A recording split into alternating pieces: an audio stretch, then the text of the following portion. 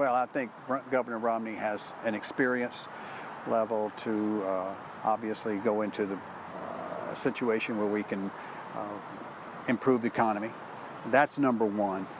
But also, I'm very concerned now with the direction of our foreign policy, the things that are happening around the world today, the things that are coming to light. I plan on voting for Obama, and it's mainly education, because right now we're losing our youth.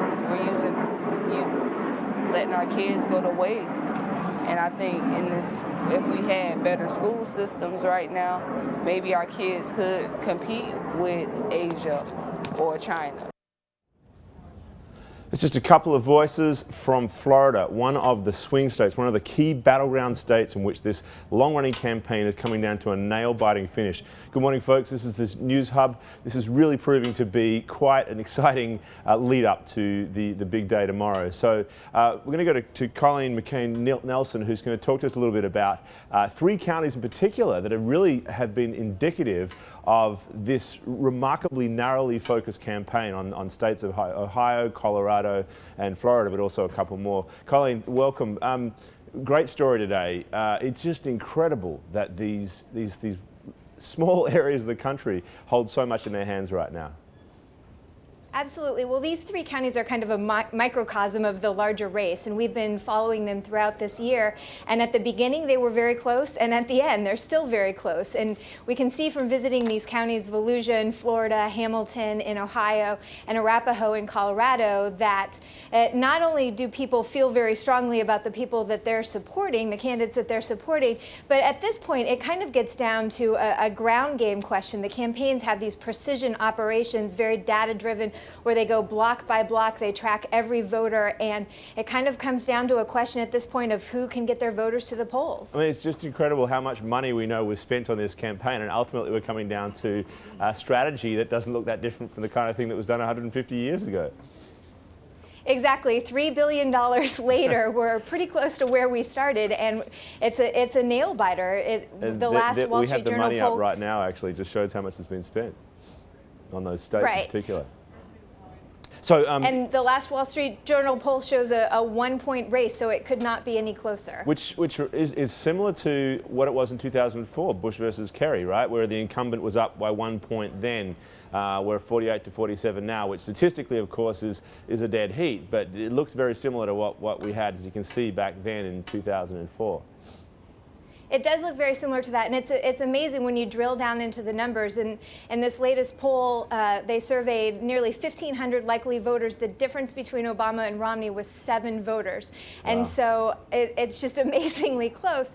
And when you look at a lot of the key battleground states, you see Obama with a small lead in several of them, but again, it's very close and often within the margin of error. Now, Janet Hook had a nice story today about the role that independents could play. Is that captured in this polling as well? Or is that, how important is that factor? They seem to be leaning towards Romney at this stage, but of course there's third-party candidates. That all could be very confusing as well. Right.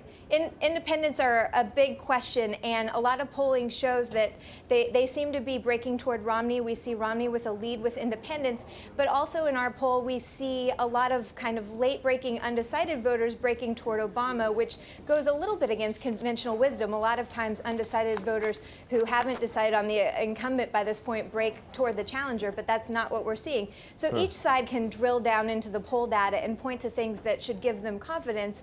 The Romney folks say, look, we're winning with independents, and the Obama folks say, look, the undecideds are breaking toward us. Right.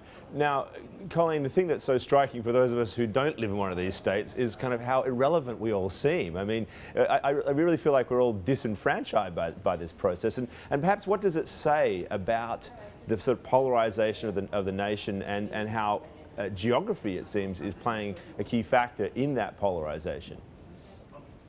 Absolutely. It comes down to such a small number of states, and so understandably voters in some other states may wonder, why are we here? Why are we casting our ballots? But certainly the states that are ending up as the battlegrounds this time, they've not always been the battlegrounds. Demographics change, voting preferences change, and so over time we see the battlegrounds evolve and change. So what today's battleground may be tomorrow's, very distinctly Republican or Democratic state. Right, but I mean, we chose those 3 counties, or you chose those 3 counties, and it proved to be right. There seems to be something that you can predict, at least over a shorter period of time, about the way that these particular counties, these places will be undecided. What is it about the makeup of those places demographic-wise? What is it about Ohio, for example, that makes it so, at this stage, important as a swing state?